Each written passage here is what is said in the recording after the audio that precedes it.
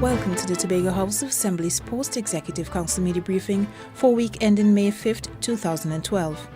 The media is this week addressed by Dr. Anselm London and Secretary Oswald Williams. The Tourism Secretary begins with a look at the just concluded Tobago Jazz Experience. From where we sit, it was a tremendous success.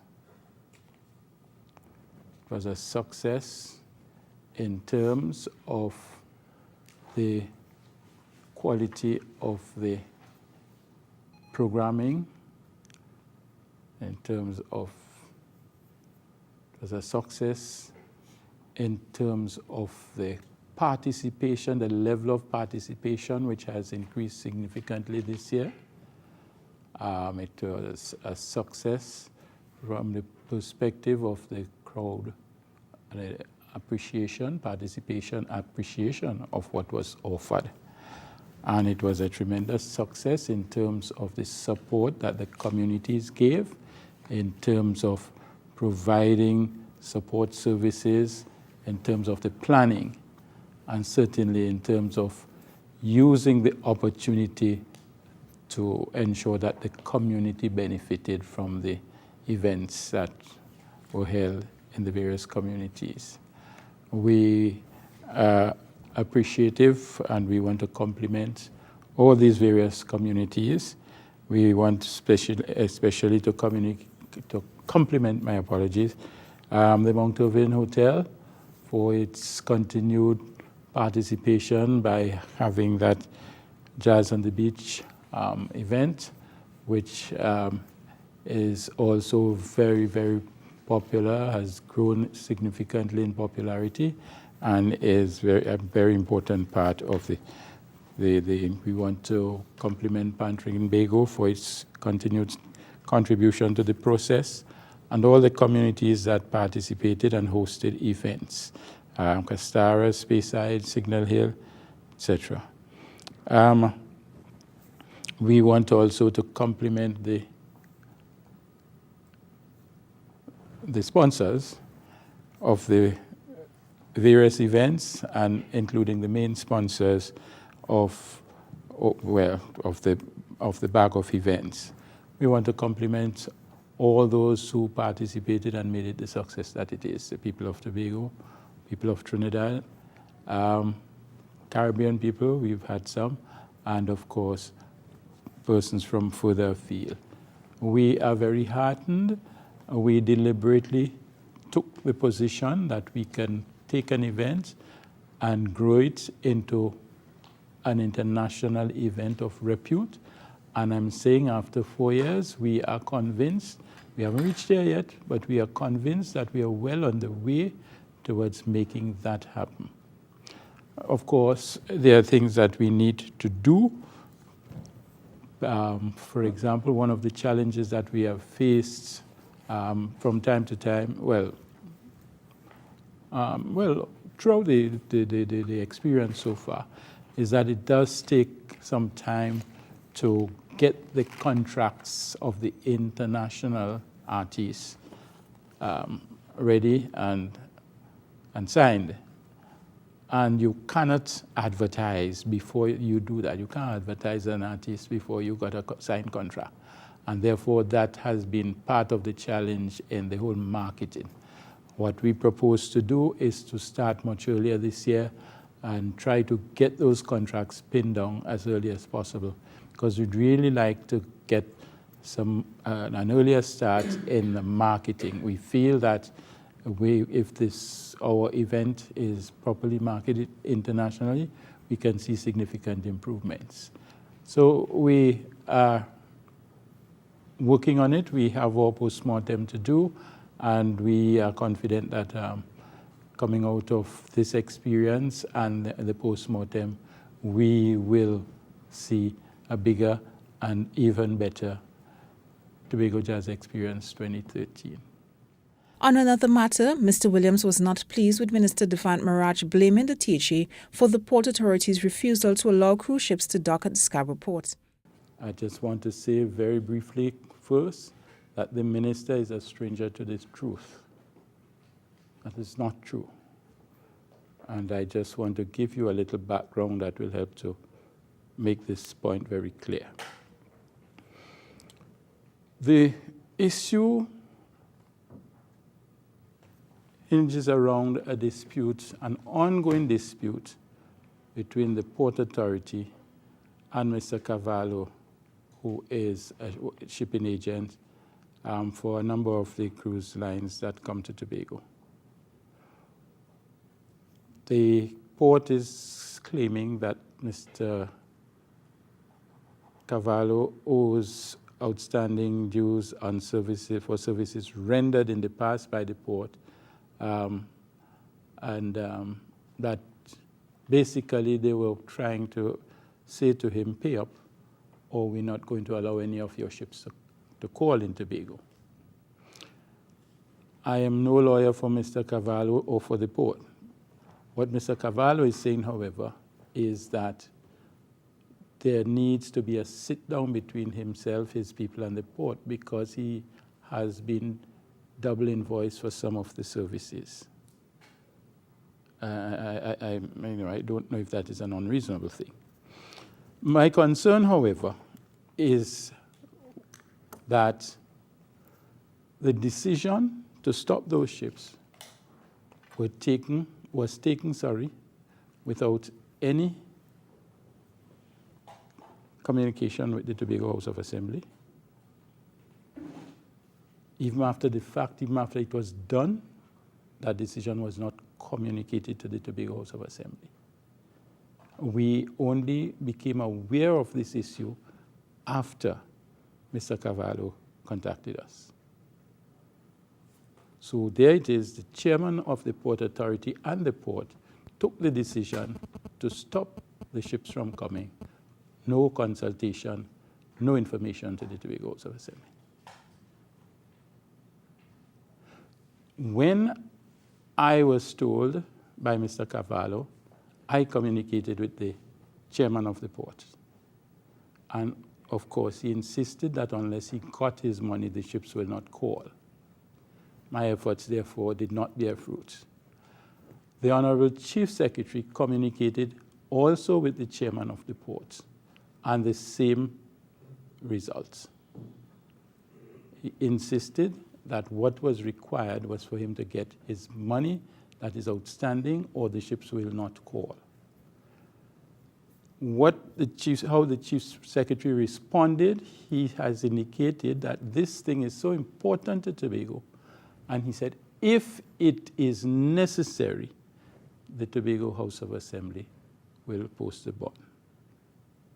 I want to repeat that. If it is necessary, because the cruise is important to Tobago, it brings much more than the $1 million that Mr. Cavallo was said to have owed the port. And the Chief Secretary had indicated that he was willing to post a bond if necessary. However, that was not the end of the story. After that conversation with the chairman of the port, the Chief Secretary called the Minister of Tourism and had a discussion with him on the matter. The Minister of Tourism agreed that that was not a reasonable way to go with treating with the Tobago House of Assembly. And with treating with the issue, the Minister committed to the Chief Secretary that he will have a conversation with his colleague, Minister Maraj, with a view to having the situation reviewed and having that decision to bar the entry of the ships rescinded. And therefore, given that conversation, there was no need for the Chief Secretary or the Tobago House of Assembly to commit to posting the bond. The Chief Secretary had a second conversation with the Minister of Tourism, and the same thing was agreed, that he will have a conversation with the Minister of Transportation with a view to having that decision rescinded. However, the history is that 2 ships were stopped. Fortunately, it was at close to the end of the cruise season. 2 ships were debarred from entering, 3 calls because one of those ships was supposed to call twice. The result of that incident as well is that one of those cruise lines has vowed that it's not sending its ships back to Tobago in the upkeep. Cancelled. There were bookings for that ship to come to Tobago, to call at Tobago over the next cruise season, and that line has decided it will cancel all those calls to Scarborough. I'm basically saying 2 things. One, the way in which the matter was handled was inimical to the interests of Tobago. It was not properly thought out, it was not reasonable, and it showed very little consideration for the interests of Tobago in terms of the decision and the way it went. But I'm saying also, to come after the fact, to try to suggest that it is Tobago's fault, the THA's fault, why those ships' calls were cancelled, is far from the truth. Subsequent conversation with Mr. Cavallo, he has clearly indicated that he never asked, he never sought any assistance to either to pay the money or to raise bond on his behalf, that he was quite capable of handling his business.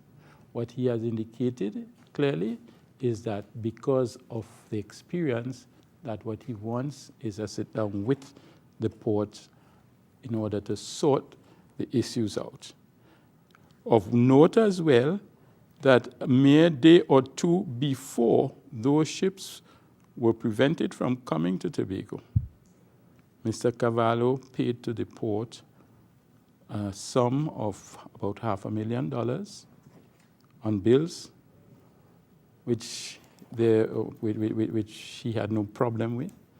And he also paid the fees that were due to the port for that first ship to call, which also amounted to very close to $500,000. So immediately preceding that incident, Mr. Cavallo had paid close to $1 million to the port in dues and in fees to enable the boat to come and dock. And still those vessels were refused entry to the port. It has impacted negatively on the image of Tobago as a port of call for cruise, and we are very, very disturbed about that. And we really would like to urge the Minister of Transport, the chairman of the Port Authority, and all the other relevant personnel in that matter to settle their issues quickly and to do what is required to ensure that the good name of the Tobago port as a port of call and Tobago as a destination for cruise receives no further damage, and certainly is restored. Meanwhile, Finance Secretary Dr. Anselm London expressed dissatisfaction in the lack of communication from the Ministry of Finance regarding the $100 million owed to the THA.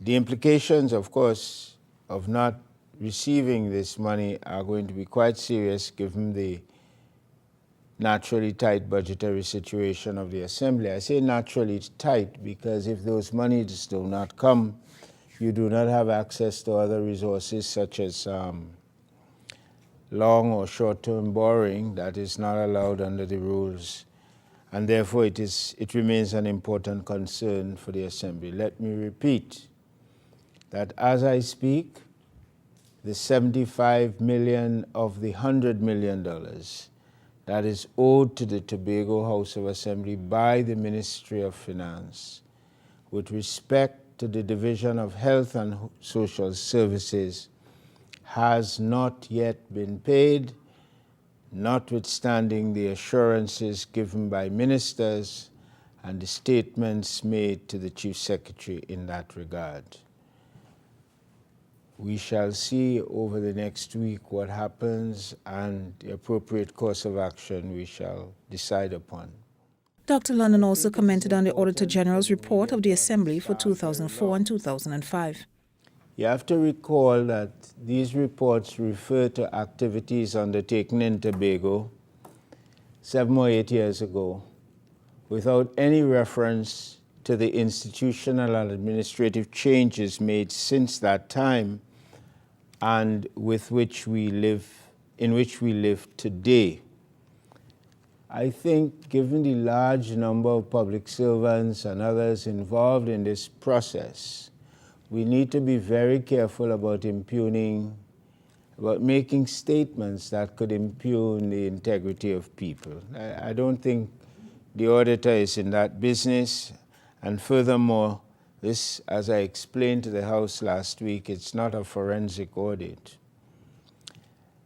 I think in the light of that, we need to remember that the auditor provided, and I say this slowly, no evidence of fraud, misrepresentation, or malfeasance.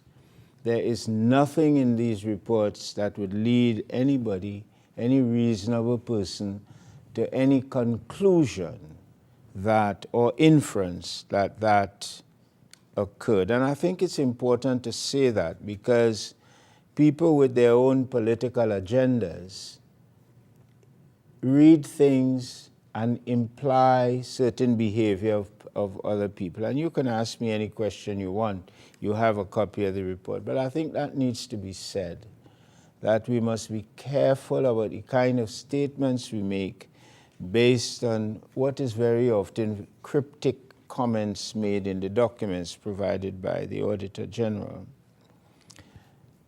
If you read the report very carefully, the reports, I should say, one thing jumps out at you if you're familiar with these documents. Almost 40% of all the queries, and there are about 29 or 30 queries in these documents, about 40% or so of all the queries had nothing to do with really financial matters. They really had to do with the quality of the work undertaken by all the officials involved. And there were preparation errors, there were arithmetic errors, and so on. And for that, you know, the Auditor General has to mention them. But these errors did occur, and I think they were readily acknowledged by the staff in the responses prepared by the staff to the Auditor General. Let me also say that several of the queries related to shortcomings in the internal monitoring and control mechanisms of the divisions of the Assembly. I think these were acknowledged, and I'm hoping that within a matter of weeks, when all of finance gets housed at their new quarters, many of these storage and retrieval issues that were mentioned in the document would be resolved. I also feel that you need to bring to the attention of all of us that there were instances where the Auditor General or the report does not fully understand the role and powers of the Assembly, which in several instances, the role and powers are unlike that of any ministry in Trinidad. We are not a ministry.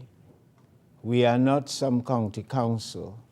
We are not some local government entity.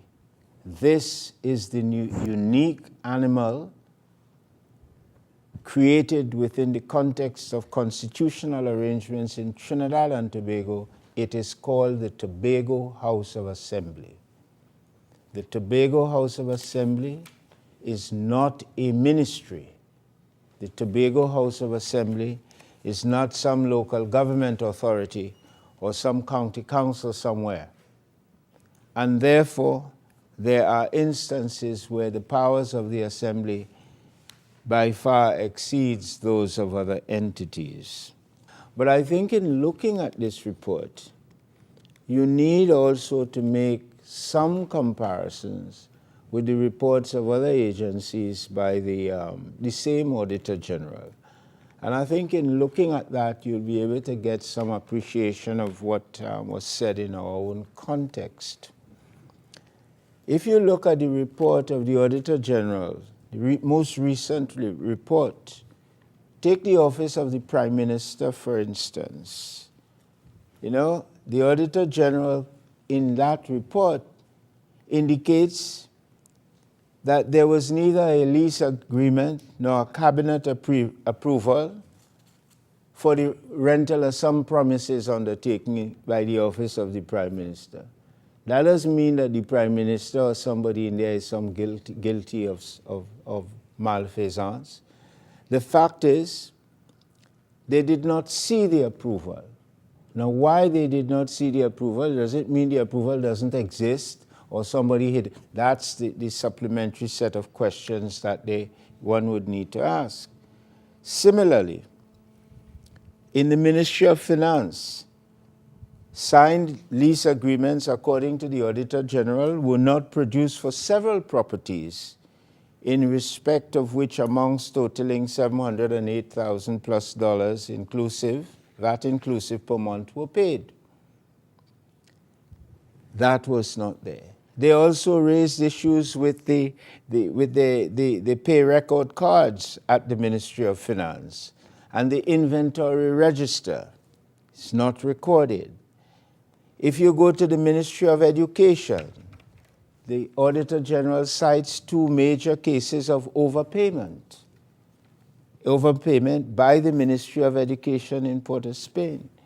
If you go to the Ministry of Local Government, you will see the Auditor General complaining about the lease of office space and documents not being ready. If you go to the Ministry of Works, you would see differences of $88 million, which they refer to as excess spending, and there's another case of excess expenditure over credit approval of $28.2 million.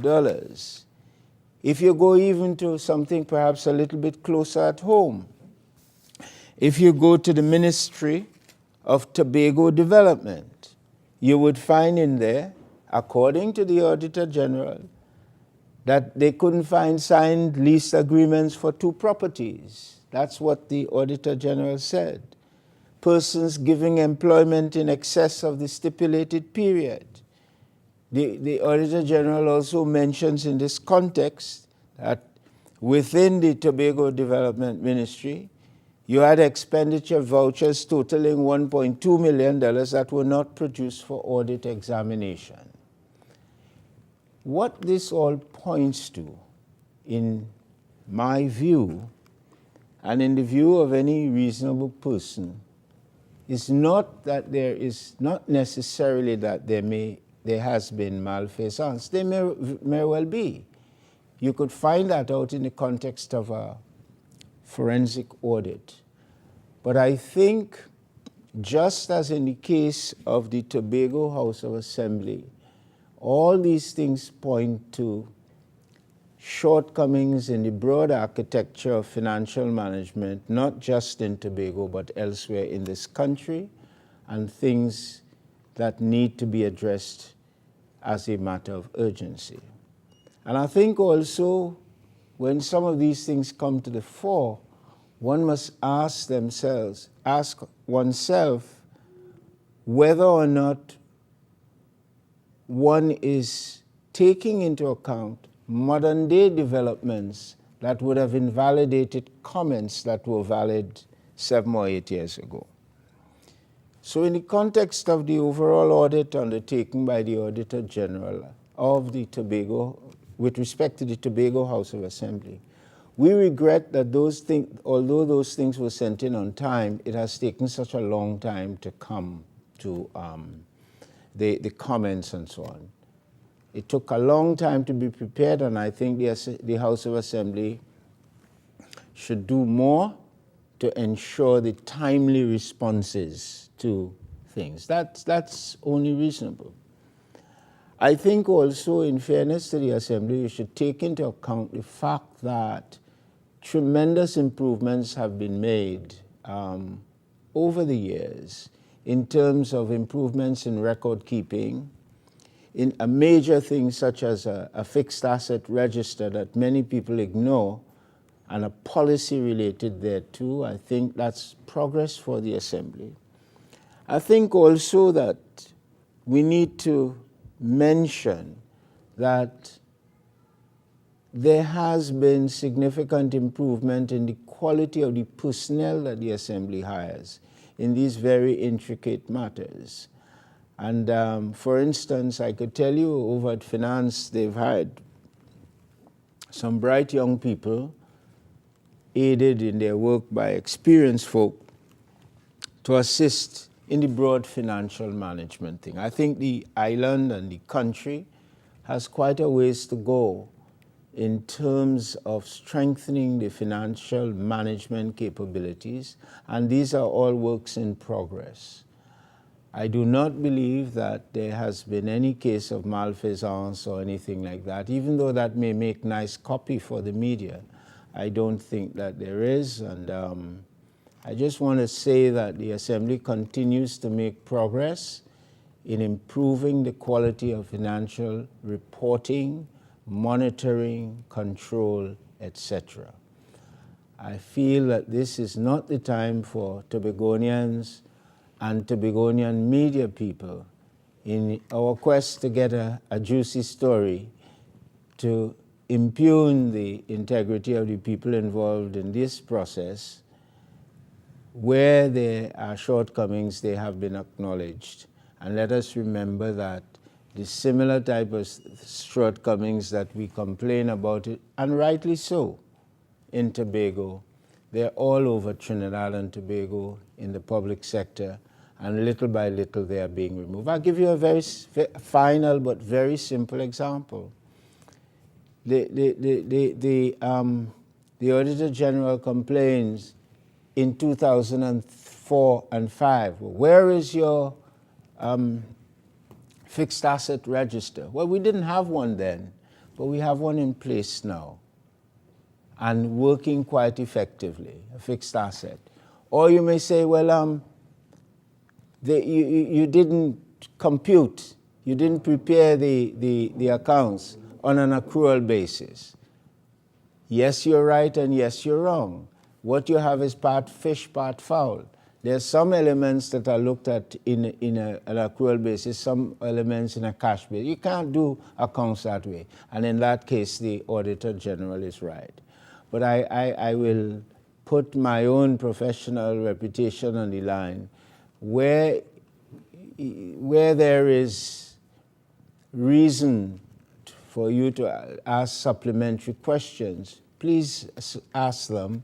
We will submit them, but I want to assure you that based on the knowledge that I have, while it may be very popular or politically convenient for some people to say so, I have found no evidence of malfeasance in my own work at the Assembly, and if there is, I would challenge anybody to show, to bring it to our attention, and that so you'll take the necessary action. You know I would not compromise on a matter of this kind. Thanks for watching the Tobago House of Assembly's Post-Executive Council Media Briefing for week ending May 5th, 2012. For the Department of Information, I am Sophie Gay.